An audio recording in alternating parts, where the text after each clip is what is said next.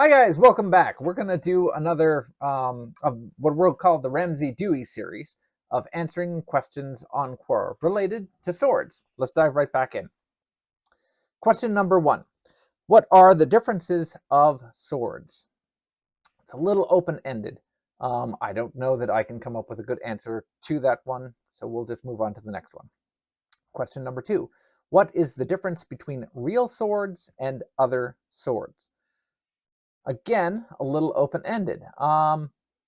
Let's say, what is the difference between real swords and swords that you can buy, what we will call sword-shaped objects or sword-like objects, SLOs? And this is a very common question that I get all the time when I'm being asked, hey, what is this that I purchased at a flea market? I bought off my buddy, I found online. Is it a real sword? What makes a sword a real sword? To me, the definition of what makes a sword a real sword is if it can perform sword-like activities. And there are a lot of things that look like swords. For instance, I have this, and this looks like a sword, but it cannot perform sword-like activities. It fails to meet the definition of a sword. There's a lot of terms that go around. You have mall swords or Amazon swords or what have you. And the fact of the matter is that a lot of swords which are built to look very nice, that are decorative, unfortunately are not built very rigorously. This is especially true in the more inexpensive kind of tier of swords. So things that you can find in a kind of brick and mortar store, there's very, very few stores that you can walk into as a vendor and pick up a functional sword from. The majority of the time that you enter a store or a kiosk and find what appear to be swords hanging on the wall, those swords have not been produced to sustain the rigors of striking another object, and in many cases aren't even strong enough to be swung around safely. So they look like a sword, but in the same way that a Matchbox car looks like an RC car or something like that, you wouldn't expect it to be able to perform the same tasks as an automobile. This is true for the swords that you see hanging up on the wall. They look like a sword. They're designed to be sword-shaped. They're made of metal instead of made of plastic so that they give the appearance of a sword, but that's where the similarities end. A real sword has to be designed very, very specifically to be able to sustain the forces of striking another object, of sustaining swinging around, of flexing and bending, of having the edge robust enough to hit something and be able to deform and bite into the target that you're interested in. A lot of engineering has to go into it. Again, Peter Johnson describes it as having no extra meat on the blade at all. It's all designed with a purpose, even if that purpose is in part to look appealing. And so there can be beautiful swords that are designed just for decorative purpose, but do not confuse one for the other. Okay, so that was number 2. Number 3, what are some weapons that are similar to swords? Well, this can get a little tricky because if we're looking at hand weapons, there are times where you have to draw the line and define what a sword is and what a sword isn't. Very long knives, so for instance, right here, this is a Nepalese kukri. And most of the time people will say a kukri is a type of knife. This is a very, very big knife. And to be honest, if I were to show a Roman gladius, do I have a gladius? I don't think I have a gladius, but there are types of Roman gladius that are not much longer than this at all. So at what point does a long knife become a short sword? This is kind of like asking how long is a piece of string. There may not be a hard and fast definition, especially if the two types of sword you're comparing are separated by either time or by culture. So if you're comparing a Roman sword from 200 AD with a long sword from the 14th century, they're completely different weapons used at completely different times. No one was using a two-handed sword in Rome in 200 AD. So there'd be no reason to say, oh, one's a really short sword and one's a really long sword. Everyone just said gladius, which was sword. By comparison, if we go to Japan, you have swords categorized explicitly by size: tanto, wakizashi, daito. Tanto, or I should say tanto, shoto, daito. So they're all sword, they're all types of katana, but depending on what length they are determines what category of katana they are, either knife size, medium size, shoto, or daito, long sword size. So weapons that are similar to swords, I would say the next closest weapon are types of long knife and types of dagger, because they operate in the same sphere as swords did, both from a martial standpoint. So they are usually serving as backup weapons to a soldier's primary weapon. So a soldier's primary weapon, before the age of gunpowder in particularly, is going to be either first a missile weapon like a bow or a crossbow, a long arm like a spear or a halberd, or some type of mounted weapon like a lance if you're on horseback. And then you're going to have a backup weapon of some kind. And usually that backup weapon, often for personal defense, is going to be a sword. And then after that, your next backup weapon is often going to be a dagger, to be able to go through, reinforced targets, or once you get in grappling range, which may even be too close for a sword. So if you don't have a sword as a backup weapon, maybe you only have a knife or a dagger. And there are some types of knives and daggers which really blur the line as to if they're swords or not. So this is a German Langesmesser, and by all stretches, this is a sword. The only reason it's not considered a sword by some circles is because of the hilt construction. So it's constructed like a large knife with grip scales, just wooden scales that are slapped onto a full tang instead of a through tang that's pinned at the bottom with a pommel. But if you just ignore that and just look at the blade and the crossbar, it's essentially like a Western European falchion, and it is sword length, and they come in even larger sizes. They come in two-handed length.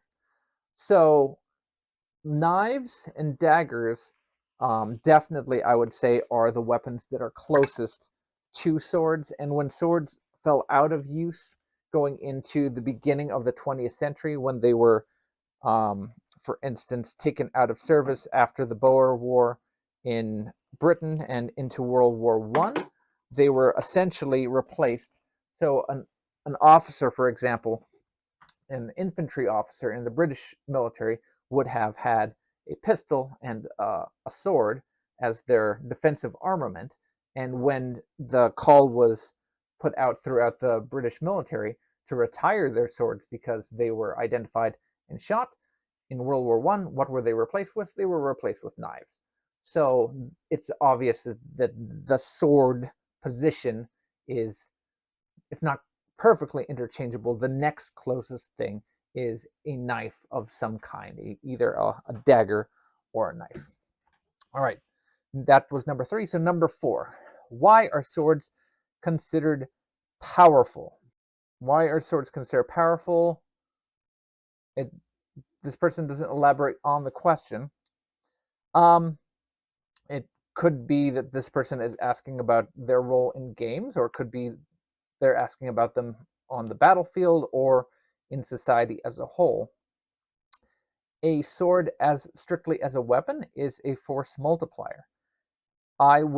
If I were unarmed, I would definitely not want to have to confront someone who had a sword if I had nothing else. The prospects of my winning against someone armed with a sword, even if they were untrained, are terrible. Just about any type of sword, regardless of if it's a hacking sword or a little thrusting small sword or a huge big great sword, if I am completely unarmed, even someone who has very limited training with a sword is an incredibly dangerous prospect if they mean me bodily harm. So throughout society, the carrying of a sword, the ability to wear a sword or be given a sword, has often been reserved for um, people of very important positions or high occasions. Sometimes only certain members of a certain social class were allowed to do that. For instance, the samurai of Japan were given a sword by their daimyo, and that was a sign of their service to him, to be able to go out and execute his will.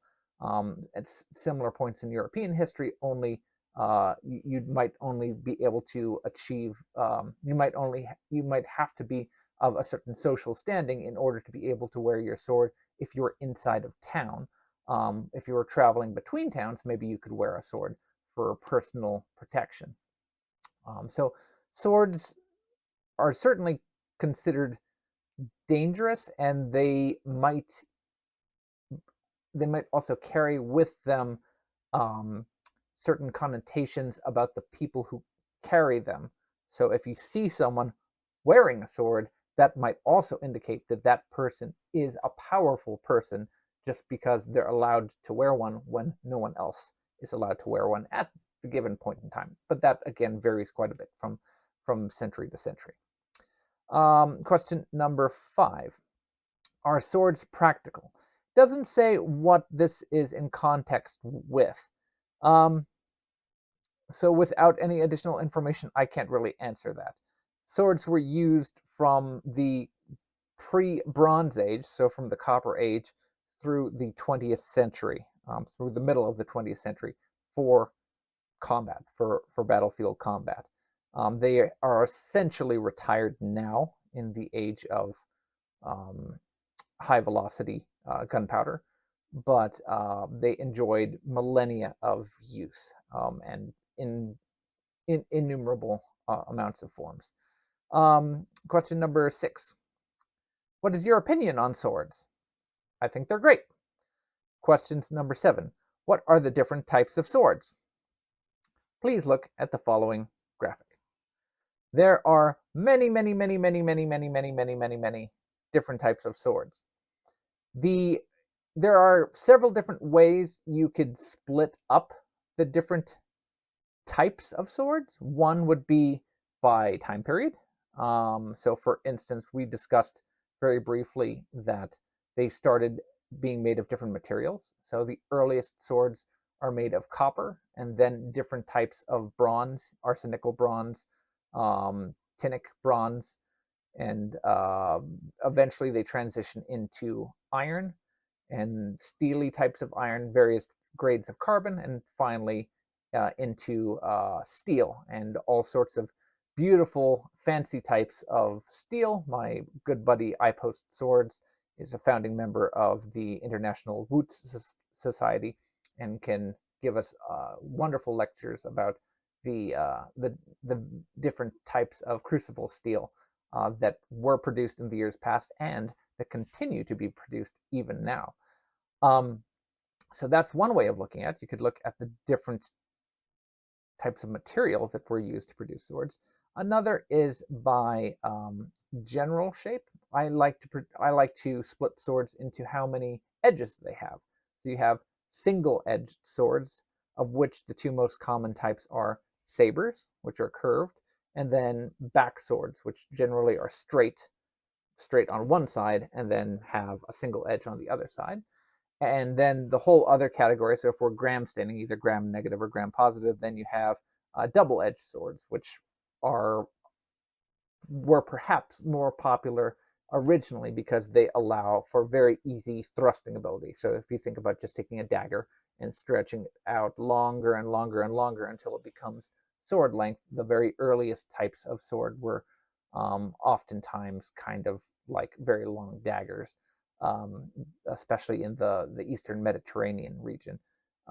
So straight double-edged swords is another broad category. So that's another way to look at it. And certainly you can also look at it by culture. So if you want to regionalize it to geographic area, you can look at African swords, European swords, Asian swords, American swords. That's another approach to it. But basically, the rabbit hole continues to go down and down and down. There's almost no end in sight for how many different types of swords there are. Question number 7. What's the difference between long swords and short swords? Are there any beyond length?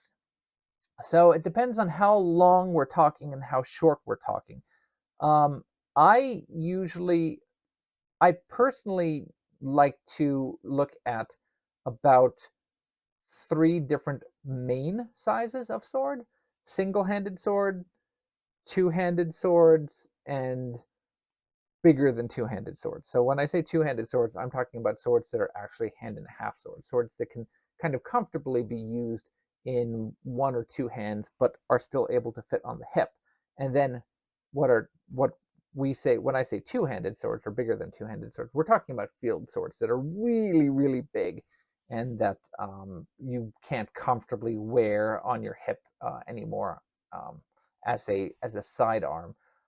Those normally need to be carried on your shoulder or carried on a cart or something else like that. Um, and then, as we discussed with this big kukri here, a short sword starts to get the size of kind of like a big knife. Each of them is still going to be very context dependent as to how it's going to be used. A lot of short swords do not suffer the issues with flexibility in their blades that a longer blade does, and they tend to be kind of thick and dense, and thus can be used for, if not abuse, they can be used for very um, intense sort of behavior. In the kind of 18th, 19th, and 20th centuries, you saw the rise of short swords used for things like pioneer blades, engineers' swords, so-called fascine messers, that were combination tools and weapons of personal offense and defense. So they were kind of one part machete, one part brush clearing, one part, camp axe, and then one part sword that you would wear on your hip in case you ever needed to use it. In a longer swords obviously have the advantage of greater reach. So if you end up fencing against another swordsman, then you have the advantage of striking someone from further away, have the advantage of leverage and building up more energy hitting them. But again, you have the risk of a blade that potentially is more fragile and will be more prone to break. You could never use a long, skinny jian or rapier to try and cut down a tree branch. If you do that consistently, you're going to end up ruining your blade. And then finally, big, great field swords. They're incredibly huge, powerful weapons, but they're not easy to carry around. You couldn't have one on your person. You couldn't keep one under your pillow at night for protecting yourself against intruders. So everything comes with a trade-off. You have to decide what situation you're going to be in and what is going to serve you best. Question number, let's see, 1, 2, 3, 4, 5, 6, 7, 8. How are swords used nowadays? So nowadays, swords are basically retired from the battlefield. They real swords are collected as antiques, and folks will study them. Folks like myself will try and learn about the past through the collection and studying of swords and putting them through their paces, through cutting tests and other things like weapons dynamics testing or thrusting testing. We have folks that practice actively with trying to recreate some of the previous arts through uh, societies like like HEMA or Chinese historical martial arts, African historical martial arts, Japanese sword arts, all sorts of groups and organizations that try and be as faithful to what previous fencing manuals that we have surviving teach us about how the weapons were used once upon a time, and part of that is by creating faithful reproductions of surviving antique examples and using them in conjunction with safe simulators to be able to engage in sparring, so resistive sparring to be able to see how well the techniques actually work. Number 9, what are some examples of swords? I think we already showed many different examples of swords. If they were asking for a specific one, I'd be happy to share some more. Number 10, what's the difference between a great sword and other swords in terms of damage? I think that this person is probably playing a role-playing game or a video game. Now, that's a question. Should a great sword have more damage allocated to it than a different type of sword? I don't know what type of attacks they are given. Generally, a greatsword, and again, we're talking about a very large two-handed sword. Generally speaking, they will be slightly less nimble than, let's say, a longsword, a standard Federschwert, what a Federschwert tries to reproduce. Against a against someone who is unarmored, so against someone who has, if you're doing Bloschenfechten, against someone who's just got clothes on, who has no protection at all, a long sword is just going to go straight through their body with almost no resistance. So if you take off a limb, how much more damage can you do? Whether it's a long sword or whether it's a great sword, it doesn't really matter. Against targets that have more resistance, so against a larger target like a horse, or when you have layers of textile or some amount of armor, say limited amounts of chainmail or wood like a shield or something like that, that's where we start to consider the difference. A greatsword can and would hit harder and could potentially crush someone's guard or do all sorts of other terrible things. How much extra damage? I'm not certain. I have experience using a big dandao, and compared to kind of longsword size weapons, it was getting penetrations, between 30% and 80% more. Will that translate the same in something like armor penetration? It depends on what type of game you're using. It would be interesting to test. That's a question worthy to investigate, I think. Question number 11. What are the differences between Japanese and Korean swords? So that's another good question. There I'm not the best specialist in Korean swords. I would recommend anyone who's interested in Korean swords or swordmanship to visit my good friend Just a Bug. He has been doing a lot of research in historical Korean sword arts and has actually produced a book on that. So if you're interested in looking into Korean sword arts, that is where you need to go, and it's something that I would look forward to reading myself in the not too distant future. I'll say, just speaking in very broad terms, um, Japanese have, again, very large conservation of design philosophy. So from the, we'll say, mid Muromachi through the 20th century, you have very consistent fittings and design on most of their swords. So if we're just looking at, let's say, the katana, you have almost 400 something years of not a lot of change in the katana. And that's the main sword that was used. You have several different sizes, but the uchi katana is the main one. With Korean swords, you have the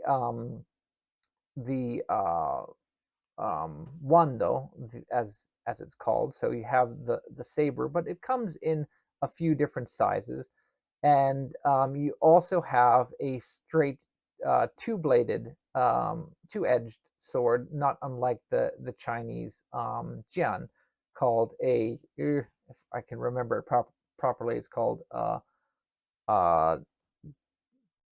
Goem. Goem? Goem. Korean speakers, please correct me on that.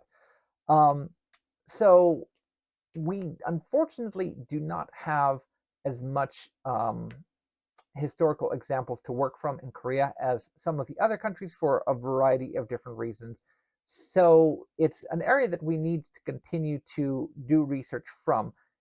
In general, if you're looking at a Korean saber, you will find that it looks oftentimes very similar to a Chinese saber, so it'll often have um, similar blade length and similar handle length to, let's say, Ming era Dao, but it will often have Japanese elements. So things like um, the the design of the Suba that was present in Japan with the holes on the side, that particular pattern became popular in Korea and was imitated, although not in the same way as functional, to be able to have the little kogatana to be able to come out of the saya.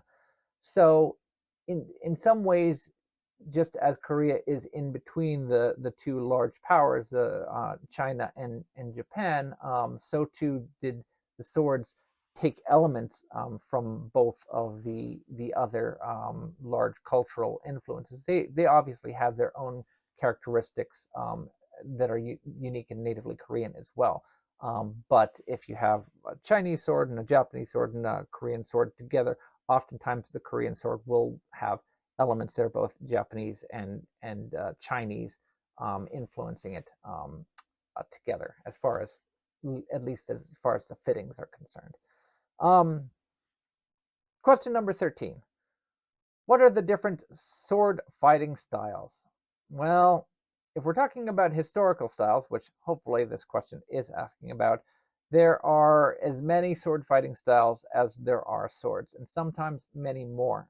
If we go to any one place in time, again, if we just visit the 18th century and look at just the small sword, in Paris, there were probably dozens of different schools just in one city that each would teach you how to use the small sword and claim that their school is superior to all the other schools that were teaching it at the time. So there are, if you're interested in learning how to sword fight, my recommendation is always see if you're drawn to a specific type of sword first. Are you interested in knights in shining armor? Are you interested in Vikings? Do you like the samurai? Do you really like, wuxia and kung fu cinema? What appeals to you about a sword? Is there a certain culture that you're attached to and have an affinity for? Do you like to have two hands on a sword? Do you like the idea of holding a shield that you can hide behind and having a sword out in front of you? Do you follow the Three Musketeers and like the idea of being a swashbuckler? Figure that kind of question out first and do a little bit of research on the weapon. See if the weapon still appeals to you after you've done that kind of basic research.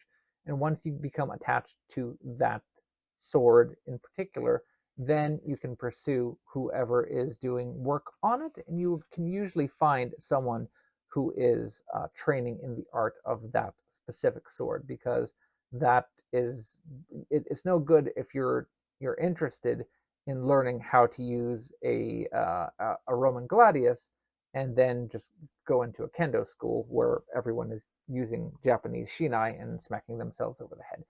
The techniques will not translate very well. Um, Question number 14. What are the differences between Japanese swords and other types of swords? This question is a little open-ended, but some of the things that are characteristic about Japanese swords are the fact that the tangs of them do not run the entire length through the blade, through the hilt. They only go partially through the handle and are secured typically just with a single peg, a single bamboo peg, and it allows them to change the fittings, do sword maintenance, and continue to update the fittings on a given blade, and as a result, you end up with sword blades that are centuries and centuries old and kept in newer fittings. While other cultures, such as Indian cultures, Ottoman, Persian examples, we do find ancestral blades that have sometimes been repeatedly updated with new fittings. It is perhaps nowhere as common as in Japan, where you have very, very old swords that have been meticulously taken care of and put in new pajamas, if you will. And then, of course, not uniquely to Japan, but the fact that a differential hardening is done with the very brightly examined hamon on the outside. This is a technique that is seen primarily in Asia. There is some evidence that European blades, especially in the kind of pre-Norman era, so kind of migration era through Viking Age period blades, had this type of either clay applied technique to the blade during the quench. To clay is used in order to create areas where the blade is cooled at different rates during the quenching process, either in oil or in water, and that produces areas where you have a very hard um, hard temper on the edge and a softer temper on the back, allowing for a resilient back and a very hard edge to allow it to remain very sharp. Those are aspects that are perhaps very characteristic of Japanese blades, even if they're not entirely uniquely Japanese. And we're back. I paid the electric bill. We can start again. Question number 14. What is your favorite sword and why? I think I mentioned previously I don't really have a favorite sword. I'd say whatever one is next coming in the mail to me. Question number 15. Do tactical swords have any advantage over historical swords? So when they say tactical swords, they're probably referring to modern-made so-called tactical swords that are made of modern materials that often have kydex sheaths, that might have synthetic type of grips that are using modern designs instead of historical designs. I'd say that the only advantage that they really confer over historical swords is that they're made using historical, rather modern steels. And so as a result, they're going to be more consistent than any sword made probably prior to the, let's say World War I sort of period, because they will benefit from modern metallurgy. As far as the designs, any that I have seen usually are a little directionless in their design. Historical swords almost always have a very clear purpose in what they were trying to accomplish. Either they're made for a specific role in dueling or personal protection, or a role on a battlefield or on a ship, or as a use for someone who's serving as a cavalier, or just that they look the part. And again, most of these modern tactical swords, they have a very different aesthetic, so they're not trying to convey someone's wealth or status. They're trying to show how tough someone is, or that this person really means business and they're going to be rough and tumble. And they will cut. They'll be perfectly fine backyard cutters in most cases. But in almost every case, if I had to enter a gentleman's combat, or if I needed to go up against another fully harnessed knight, I wouldn't choose a modern tactical sword for that job. I'd prefer to choose one designed by someone in the period of study that we're looking at, because it will be much better suited for whatever task that is. Chapter number 15. What's so special about the samurai sword, katanas? So a lot of ink has been spilled about them, and we talked about this a little bit in the last video. But even in their time, they were well regarded by not only the countries that surround Japan, so in Korea, in China, in Southeast Asia, but when European traders came to Japan, They were very well respected, especially for their aesthetics. They were collected and brought back to Europe for their beauty as prized artifacts of art. Japanese swords are they're not magic, so they're not superior as far as their performance compared to other swords. In some cases, the hypercorrection of the metallurgy and in comparing them to how they're produced compared to other swords, either from India or Europe or other places, suggests that Japanese were using compromises and shortcuts in order to try and mitigate the paucity of iron that they had in Japan. That's not the case. They were perfectly fine. The swords were perfectly good and functional, and they kept the same design in use for hundreds of years. And again, they're even adopted in neighboring nations and countries in many cases. They If anything was special about them, it would be that that more perhaps attention to detail was put into their final fit and finish than in many of the neighboring nations. But as far as their function, again, swords are so kind of purpose built that you would need to compare it to another sword that is operating within the same role. And because Japan was so isolated and so distinct from most other cultures, it's very difficult to compare apples to apples. So even if a European collected a katana, in most cases, they're not going to find the same role for use as the samurai had at the time. So it's unlikely that they would just take it and put it on their hip and call it a day. A Langsnecht knight might pick it up as a makeshift messer or the like, and everyone might be very envious of how pretty it looked. But functionally, it would probably not have a lot of differences compared to the European-made sword. Number 16. Are modern-made swords higher quality than medieval swords? We've touched on this before. Yes, the steel used is of a pretty higher grade quality than medieval-made swords. In general, if you are going to purchase a reproduction medieval sword, although the trends are shifting, the majority of the modern made off the shelf reproductions are still struggling to get close to the quality of, or get close to accurate handling of how historical medieval swords performed. And so as a result, depending on what you're trying to accomplish with it, in many cases, a modern made sword, while it may be more durable and less likely to fail on you than a historic medieval sword is, the modern reproduction may not be as well suited to whatever task the medieval sword was. There are, of course, exceptions. The higher amount you're willing to spend on it, usually the higher fidelity, the higher accuracy you are going to get, because the smith who produced it has spent more time researching originals and getting good geometry, getting good fittings, getting good distal taper, getting good profiles, because they've studied their typologies, they've studied historic examples, and know what they're doing in producing the sword. So if you spend $200 on a Depika or a windlass sword, it's probably not going to fail at the same rate as a medieval sword would, but the handling characteristics are not going to be necessarily great.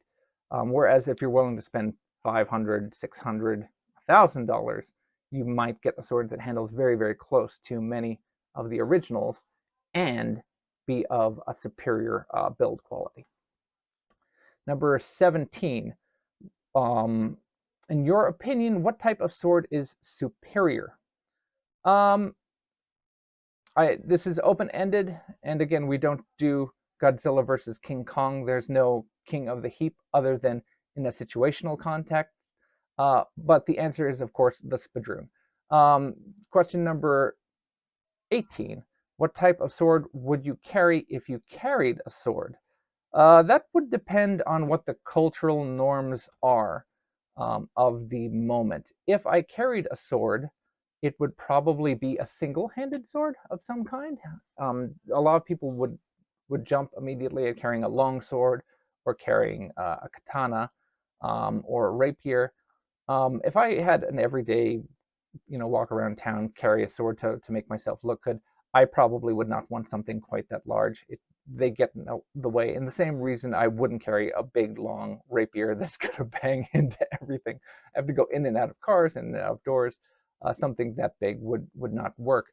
I really love things like cavalry sabers, Chinese dao, Ottoman kilich, the like, but those are often hung suspended from the belt, and for the same reason, they might be a little tricky to manage. So if I had anything, something that would be kind of tight and short at the hip, but still look the part, take a look at this officer's sword from I believe it's from the late 18th century, a British officer's sword.